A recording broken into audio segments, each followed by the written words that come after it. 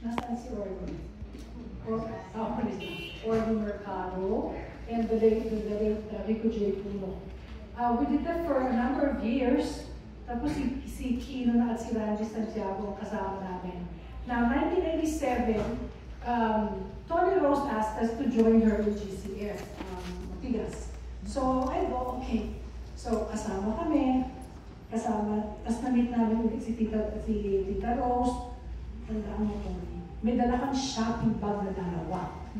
Binigay mo, it was full of peace tracts, and sabi mo, Randy, basahin mo ito.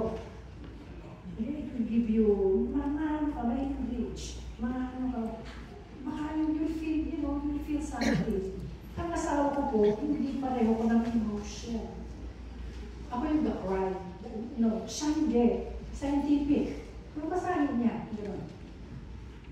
Tapos, my first Bible was given by Tony Rose, Good News, and Tita Rosa Rosano.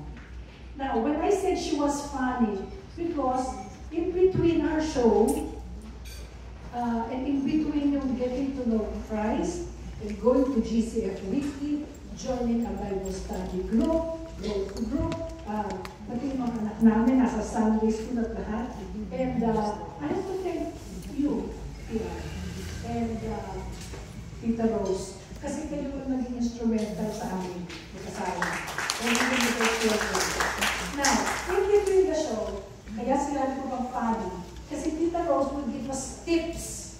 Kasi mga housewife, tips. Paano paglinis? Paano pag ganito? Chiki, paano pagpipit?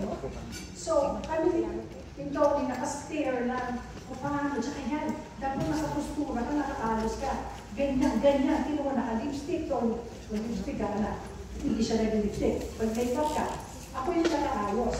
Tapos, nasabi niya, paglinis, ang banyo, ganyan, na masascrub kayo, ganito. Tapos nag-complain ako, alam mo, helpers nowadays, they do not know naman how to clean. Alam mo, sagot niya, which I laugh every time I do orientation. Orientation kayo? Paglinis ng banyo? Sabi, yes. Bakit? May banyo ba sila? Lumaki ba silang may banyo? May simento ba yung banyo? Naka-tiles ba yung banyo? Alam mo, yung mas thinking, baka na, wala. Saan mo kinuha yung mga, yung mga helpers ng family mo? Saan mo kinuha? From the province of whatever. Alam niyo, paano sila maglilinis ng banyo? Kukunin yung tabo, nalilisa na. Kung gusto ko ba, do they know? Recleanser ba? Alam mo, nakikinig ako. With that whole conversation, it inspired me that every time I get somebody who helps me out, may orientation. Do not assume na alam niya. Funny nga, do not assume na alam na yung panagluluto kayong stainless steel. Sa sa teflon, sa puno. Sabi niya, aalamin niya. Sabi ko, bakit? Sabi niya, mahalaga yan, Chiki. Kasi, mamaya, kimuskus na. Ayan, puting-puting na.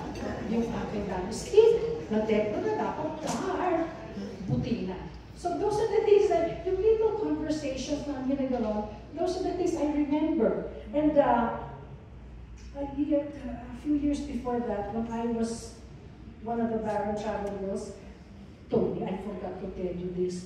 When they asked me, who do you think would be somebody who you would like to emulate, or somebody na kahit na hindi mo kakilala, somebody who has influenced you in their life? Alam mo ba? Hindi pa kita kilala. Sinabi ko, Rosa. Because of her, because of what? Sabi yung gift of giving. Giving of her time, giving of the love, alam ko kuripot namin mo. Alam ko yun. Pero alam ko yung isang portion na rin, nagbibigay ng sarili. Alam ko naman kuripot, kasi yung luma niyang sapatos, pinipental-pen pa ni Tita Rosa na magagamit pa daw. Okay. So, those are the things that I remember, and those are the things that will make me smile every time I think of her, and how she gave us, our first Bible, and she pushed us and encouraged us, and have us go sa lahat ng mga get-together sa church para maging wonderful servants of God. And for that, thank you, Tita Rose, and thank you for Tony.